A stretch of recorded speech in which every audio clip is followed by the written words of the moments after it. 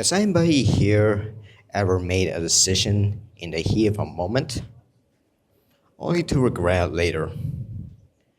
Well, I'm pretty sure a lot of us has been there before. We made a bad choice, you said something bad, and it's all because emotions clouded your judgment.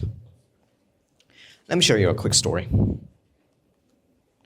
It was just one Saturday morning, me and my sister were having breakfast. My sister was getting bored of just having breakfast, so she wanted to discuss about this one particular subject, and that is people are being bullied because they're different. And honestly, I was pretty intrigued by this subject, so I indulged her further. During our discussion, she wanted me to give her an example, which is in Avatar 2, The Way of Water, we can see Jake saw these kids being bullied because they're different from the rest of the tribe. But to my shock, she responded, "That's a stupid example." This actually really shocked me a lot. I tried asking her why is this a stupid example, but she dismisses my question and proceeds to give me a better example according to her standards, which is a black kid in an all-white school. This example also reminded me about another show, which I referenced it to her, but of course, this made her even more angry because she doesn't exactly know what is the reference.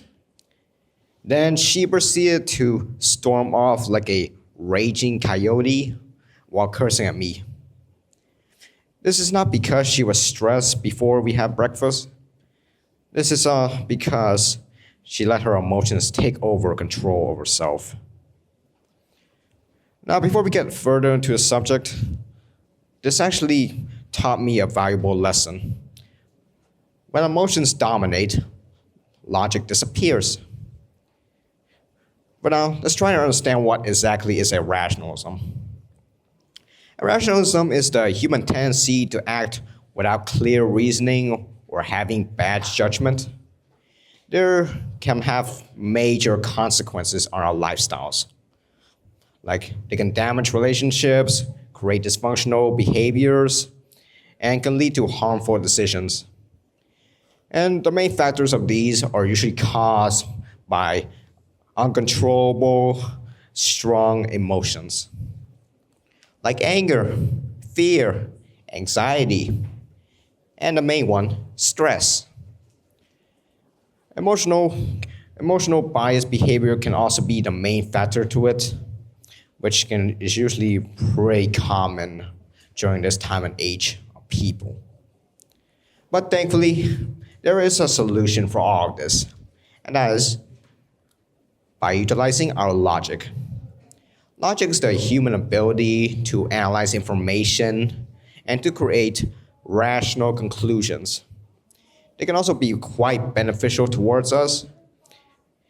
They can make us make better decisions, create better arguments for debates, and help us identify cognitive biases.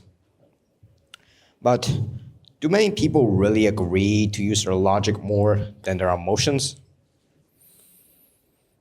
Unfortunately, no, they don't. Studies suggest that about 9% of everybody in the whole world uses their emotions more than logic, which leaves only about 10% of everybody in the whole world to utilize their logic more than emotions. You can see this is like a really huge significant margin, which may explain why we see a lot more people act more impulsively during stressful situations. Like, you want to buy something that you don't need, you get angry over a fly in your soup, or somebody just stuttered and you get really annoyed by it. Despite the 90% of everybody around the world being influenced more by their emotions, the 10% of everybody who uses their logic more than emotions have actually utilized it to its full extent to create better societies. Like, take this for example. The US civil rights movement of 1950s to 1960s. Back then, many white Americans were holding deep racial prejudices against Black Americans. But did Martin Luther King Jr. responded with violence and anger? No, he did not. Instead, he used moral reasoning, logical, legal arguments, and especially his own logic just to calm down the situation, challenge biases, and remove segregation. While true, he did end up getting assassinated by one of the racist white Americans, but this still didn't exactly stop him from creating a better society in America that was definitely better than all those years ago. So to conclude, logic led to change. And now let's check out our next one. Now, the space race of 1957 to 1969. Back then, many Americans were very fearful that the Soviets would reign in space superiority since they launched Sputnik into space. But did this stop them? And did they respond with fear? Well, technically, they did respond with fear, but they decided to put it aside and they used their logic more.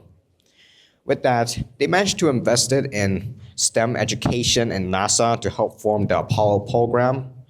And this actually ended up launching Neil Armstrong to the moon, so they can win the space race. So to conclude, logic led to victory. Also, so far, we do have logical times when they overcome emotional bias.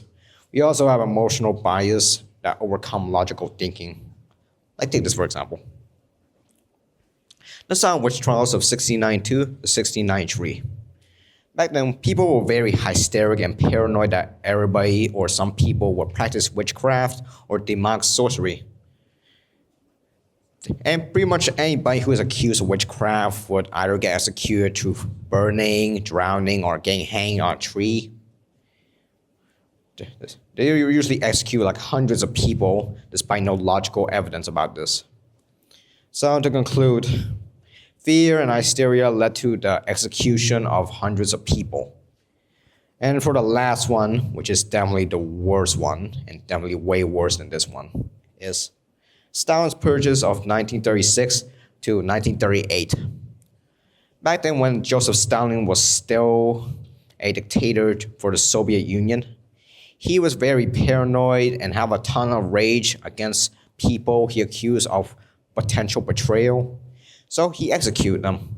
A lot of his military personnel, high-ranking officers, and many other civilians, which estimated to be around a few million deaths. And this also created like a huge mass paranoia for all the citizens as well, since they grew fearful of him. This even ironically brought him his own death, because since when people became so afraid of him, they also are afraid to go check him out and treat him. So to conclude, paranoia and rage led to genocide, along with Joseph Stalin's ironic death. Despite all of these irrational moments where emotional bias has created major consequences, this doesn't exactly mean we should ignore emotions all the time. There are times when emotions are not just justified, but also necessary.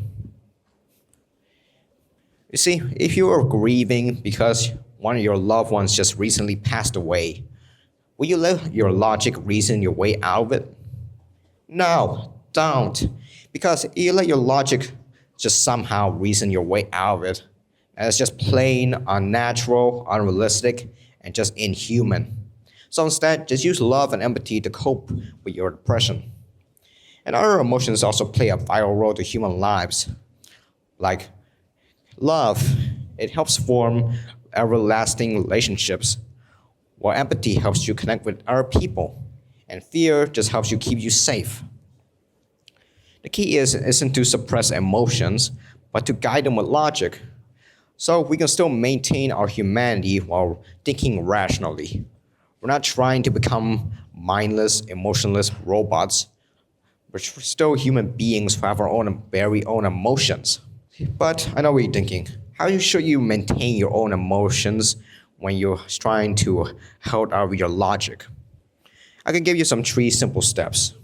Keep in mind, I can't guarantee you that all you can perfectly stay logical all the time, but I can guarantee you that you can at least try to think before you act. This happened to me once, and I managed to utilize all these three skills. Back then, when my sister was really angry from getting soaked from the rain, it was on school day, so she was already pretty stressed. And yeah, she got like super angry during the car ride after getting soaked in the rain and started cursing at me. I was a little bit annoyed and angry at first, but I remember the first rule, and that is to pause before reacting. Once I do that, I try calming myself down by breathing in and breathing out. This helped me a lot in trying not to escalate the situation. And the next one I use is asking myself, is this emotion justified? Well, I know her emotion might not be justified, but I know my emotion isn't exactly justified to just call her out for being soaked and make the situation even worse. And I utilize the third rule, which is to reassess the situation. After I calm down, I tried calming down my sister as well. Luckily, she managed to calm down by smoothly speaking with her and just trying to calm her down. Well, true, a lot of you might think this might be simple, but I can guarantee you it's not that simple. It can be difficult for the first time you ever try to use these rules, but I can promise you, if you keep using it every day, it'll get easier. But that's the hard part. Keep using it every day, easier, but you use it every day, that's the hard part, trying to maintain it. Now, as Marcus Aurelius once said, to be controlled by passion is to be controlled by chaos. To be guided by reason is to be guided by light. What this quote is trying to say is, if you let your emotions control all of your decisions throughout your life, it is going to create chaos for your own lives. But if you let logic guide you, you can create clarity within your lives. So, would you rather let your emotions do it, or your logic? So, if you ever get angry during a stressful situation or during an argument, ask yourself, am I being logical right now, or am I being emotional? Because in the end, we can always strive to become better and become more logical to create a better society. But this now, logic doesn't just prevent irrational choices, it also improves lives. So what will it be? Will you choose your emotions, or will you choose your logic next time you went to a stressful situation or an argument? Choice is yours. Thank you.